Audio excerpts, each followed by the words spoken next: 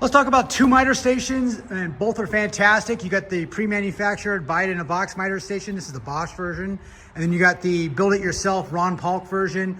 Build it yourself or whatever you want to, kind of. It doesn't have to be the Ron Paulk version. Both of these are fantastic. I own obviously both of them. I use both of them. Let's get into it.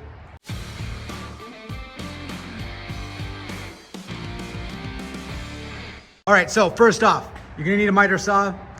Technically these are workstations because they're not just a miter station. Yes, they are a miter station, but you especially the Ron Paulk style, this thing totally, I have my table saw, I hang off the side of it. It's an actual workstation. Now, this is an 8.5-inch Makita XGT dual bevel. This is a 12-inch version. Obviously both cordless. That's all we do is cordless around here. And both of these are, usually I don't have both of them in the same spot. That's why I'm doing this video, because it's kind of a special time. They're always on a job site or at my house, give or take. Yes, I know this is actually in the workhorse. You can see there's got some rust up on the railing here.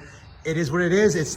These tools get used. You'll see these are not clean. No clean trucks on this channel, no clean tools on this channel. We use them on the daily, basically. So, all right, so the buy in the box miter station, what's the pros of these? Well, first off, you don't have to spend the time to actually build them out. Like, it'll take you probably 6 hours or so to build this one out, or even longer. I think my first one took me like 12 hours, but you can go, order it online, have it drop shipped to you. You might have to put some stands on, you might rollers on here or there, but it's basically ready to go out of the box. Yeah, it costs some money, but also so does this one. I mean, the wood's not free, don't get me wrong. Fasteners and wood cost money. This one's pretty portable. You can actually see it's got a handle on the bottom. You can, it's pretty easy, that's why I keep the 8.5 on here. It's because I can lift, like I did for this video. I lift it and basically put it right next to each other. That way I can do this. It doesn't weigh that much. It's definitely usable. I cannot lift, obviously, the Paulk with the 70-pound miter saw on it. That's stationary. I do have the cart that goes underneath it. It's actually in my garage, and that means you can roll around in this little garage right here. That'd be perfect for it, but I don't need it here. It's not a big deal. I'm doing some repetitive cuts, and it's just chef kiss. It's fantastic. But this has been doing the most of the work for most of the outdoor decks and stuff that we do. And for what it is, the cut capacity, it's fantastic. But the miter stand itself, you can see, it's easily extendable wings, aluminum construction. This is the Bosch version. I think I will go ahead and put it in the comment section, or the description in the video of what model number this is, but it's fantastic. It's the only Bosch tool I actually own, and I love it. It's aluminum. You can see I got some markings here from certain things, but it works. You can slide it back and forth if you need more cut capacity. It's light, compact. It does its job, 150% of what it's why I bought it. I think it's probably a couple $100, $300 give or take here in the States. But I keep the 8.5-inch Makita on there because it's portable. That's the main thing with this one. It's portable. Love it. Yeah, there's not going to be there's not like cool spots to mount or store tools or anything like that. And I can't make repetitive cuts on it because there's no stop on here like I can with the Paulk station that I'll show you here in a second. But the main reason why you have this one, it's convenient, it's portable, quick up and down jobs, it's there. It's absolutely 150% why I bought this tool, is because I can just get it on the job site, throw it up, I can start cutting, within minutes. This one, obviously within minutes as well, but it does take a little extra long time to set everything up. But this one, the Paulk station, I'm gonna be on the job site for at least a couple days, or I need to make a bunch of repetitive cuts like I am with this one. But rollers on both sides here, it's fantastic, you guys. If I was just starting out, if I was a handyman, it'd definitely be this version. That way I can make my cuts, be on my merry way. And yes, you can make repetitive cuts with this as well. It's just that it's gonna be a little more work. That's all it is. It's just gonna take you a little extra time. It's not as efficient. But again, you swipe your debit card, your credit card, boom, it shows up at your doorstep. You can put it together real quick and you're working. With that, we're gonna go with the Paulk total station. We're gonna go ahead and I'm gonna move this out of the way and we can talk about the Paulk total station. Okay, and I've done multiple videos. I might link them in the description of this video here. Of course, Paulk total station, fantastic. I have the miter saw that I hang off the side of it. I can multiple spots if I want to. And of course I can move the miter saw if I want, out feed for the table saw itself. But this one is great for material storage tools. It's actually a workstation. I always leave room on the back side of it. That way I can use it the back end for a workstation. I've been doing these additional cuts here. But the main thing with this one is repeatable cuts. I have my stop here. We've been doing it at 35 inches.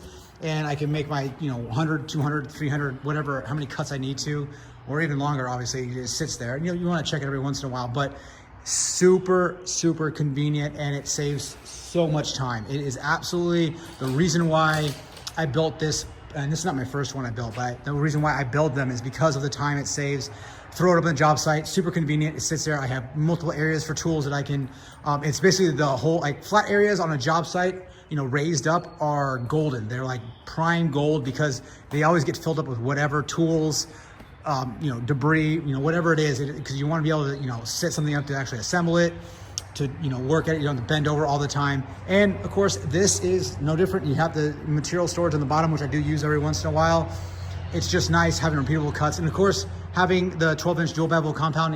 All your cut capacity you're going to want, and you can do everything. You can set up for crown, whatever you want to. It's great. And these wings, I made them out so I can have a 8-foot piece of length of whatever I need to, and I don't need to clamp it down or hold it in place. It just sits there by itself, just waiting to be cut. Anything longer than that, yeah, I do have to hold it down a little bit, but I can always make longer wings if I want to, and it's super easy. There's a couple bolts that I just toggle, they're just through bolts that we keep them attached. Let's see, right there's one, and there is two. So, and then both sides, it's super simple. It's you're keeping it simple, easy to do. I built this out of birch. It's your crappy birch from Home Depot. It's nothing crazy fancy. It is a little heavier because I didn't go with the new material that I think is out in the market. It's super light, but it's working. It's making me money. It's an income producing asset. I invested my time in this product, and it's obviously paying its dividends, and it works. It absolutely works. And again, there's days, and there's a lot more days than not, where I'm literally just grabbing this one, setting it up, and going to work, as opposed to getting this one, setting it up, and going to work because of the weight. That's basically it. The weight of it, and up and down stairs, vice versa. It's just bulky, and that's where the Polk Station, this kind of workstation is great for sit, do work for days on end, and just be a great workstation, as opposed to something you're in and out, get that job done, get that paycheck, and be on to the next job. So that's basically all I have for you guys. I mean, again, XGT miter saws, in my opinion, are one of the best on the market. I absolutely love the AWS and the Bluetooth for the dust extraction, which you guys can see we don't use here because we're outside basically. It doesn't matter. But love them. Got to clean these tools up a little bit. But yeah, absolutely, both of these miter saws and miter stations have their place on the job site. Eventually, if you're going to do one, you probably want to get something like this, and even again have the 12-inch saw on it. But if you got the means and you need, because of the jobs you're working on, definitely have both, because having portability is fantastic. But if you're going to have a workstation and you're going to be on a site for a while, you're going to want the flat surface, and there's tool storage underneath it, and the material storage underneath that as well. It just makes a difference. It does. Like and subscribe, you guys. We'll see you on the next video. All right, just give a brief history of my workstations, my miter and workstations. This is the Milwaukee 10-inch dual bevel. This one came out in like 2016, I want to say, but I didn't get it till like January 2017. And I was really hyped about it, but it did let me down. The saw. It just pretty much sucks. I didn't like it at all. The deflection was really bad. It worked. I kept it for a couple of years, but obviously when the Makita line, and once you go to the Makita, this saw was, compared to the Milwaukee, was so butter smooth. It was amazing. And the same thing goes for the XGT model. That's why I'm using today's. But this is a flex volt. I had, this stuff worked, just basic workstations, miter station, like it's how it did. And then you can see on my first bulk bench back, I think 2019, 2018. And that was my first iteration of a table saw cradle. It works. Like this, all this stuff works. You're getting the job done. I guess I didn't make the feet for the actual Polk station. I just used the regular sawhorses there.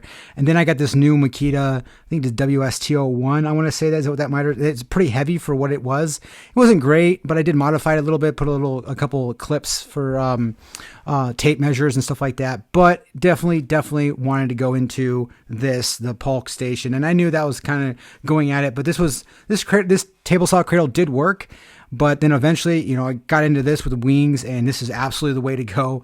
I absolutely love it. I mean, it just works. And you can see the new table saw cradle. I purchased the plans from Ron Polk. It's today's date. It's the best.